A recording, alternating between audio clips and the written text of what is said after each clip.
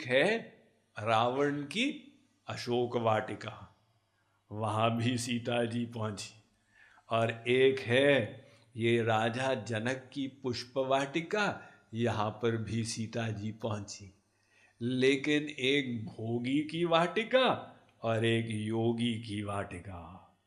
तो राम लक्ष्मण ने वहाँ पर जो गार्ड थे उनसे पूछा कि भैया हम यहाँ से फूल तोड़ना चाहते हैं, अनुमति है? अरे महाराज ये सब आपके लिए, जो तोड़ना चाहे तोड़िए।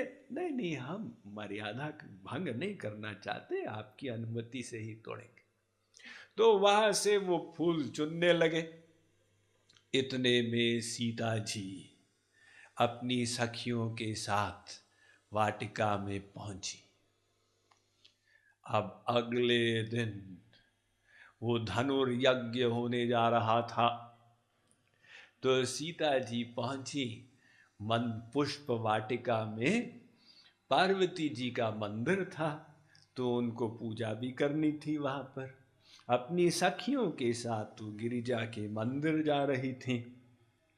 जब एक सखी थोड़ा पीछे पीछे आ रही थी, उसकी दृष्टि गई, उसने राम को देखा और भागते हुए आकर सीता जी से कहा, अरे अरे मंदिर क्यों जा रही है, बाद में चले जाना, देखो देखो ये कौन आए हैं यहाँ पर। तो सीता जी को कह के वो लाई, सीता जी भागी आई। अब सीता जी के पायल की झनकार भगवान राम के कान में गई। राम ने कहा, लक्ष्मण ये आवाज कैसी है? मेरा तो हृदय खिंचता चला जा रहा है, मान लो कामदेव अपनी सेना को लेके पहुंच रहा है। तो लक्ष्मण जी ने कहा, महाराज देखिए वहां पर। तो राम ने देखा सीता को, सीता जी ने अभी नहीं देखा। लक्ष्मण जी राम को लेके अंदर चले गए कुंज। तो राम ने कहा, भी मैं तो खिंच गया हूं, मेरा मन वहां जा रहा है। लक्ष्मण जी ने कहा, महाराज उसका इंपॉर्टेंस नहीं है, उनको भी खींचना चाहिए।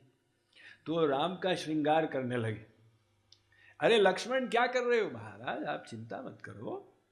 तो इतने में सखियों ने देखा और सीता जी को कहा, अरे देखो उधर देखो।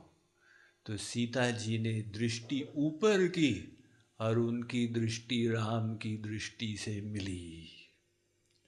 तो सीता जी ने राम की छवि को अपने हृदय में उतार लिया और आंख बंद कर दी।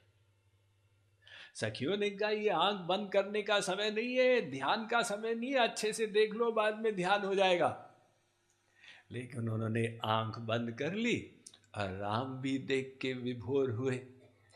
तो अब सखियां उनको ले गई वहां से मंदिर।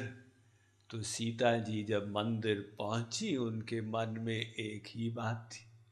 उन्होंने जाके पार्वती जी से प्रार्थना की कि ये जो राजकुमार है यही मुझे पति के रूप में मिले। सीता जी ने जो प्रार्थना की तो वहां मूर्ति आशीर्वाद के रूप में बोल पड़ी।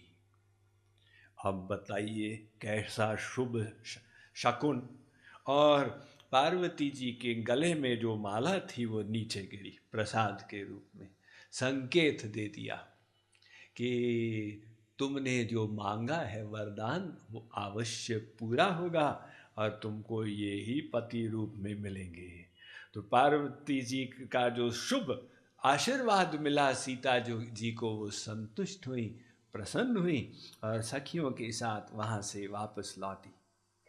तो यहाँ से राम और लक्ष्मण वापस पहुँचे विश्वामित्र जी के पास।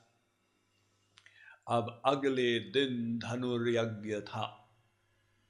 राजा जनक की सभा में तमाम राजकुमार जगह जगह से आकर विराजमान थे। वहां पर शिव धनुष पड़ा हुआ था। राजा जनक के गुरु शतानंद जी, उन्होंने निवेदन किया शतानंद जी से कि महाराज आप कृपया विश्वामित्र जी को निमंत्रण दीजिए और उनके साथ 2 राजकुमार भी आए। तो सब पधारे सभा में। राजा जनक ने बंदी जनों को कहा कि घोषणा करो।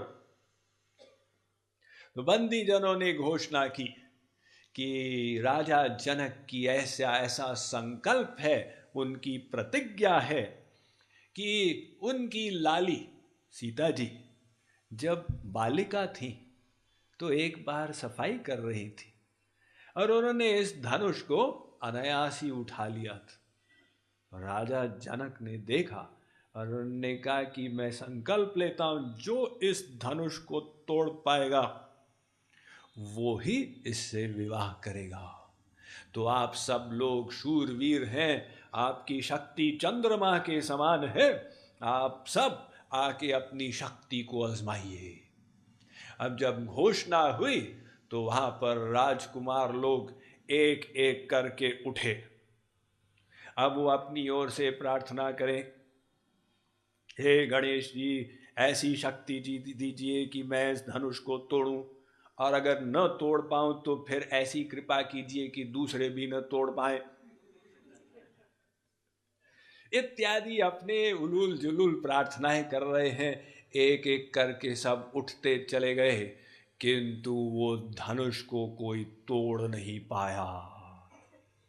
सारे के सारे परास्त होकर वापस लौटते गए। तो अब राजा जनक बड़े क्रोधित हुए। तो राजा जनक ने कहा कि ये क्या हमारी पृथ्वी शूरवीरों से रहित है?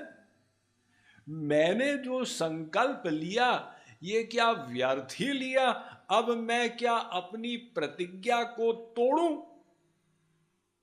तो जब राजा जनक ने ऐसा कहा, लक्ष्मण जी को गुस्सा आ गया। वो खड़े हुए और कहा, राजन, सोच समझ के बात करो।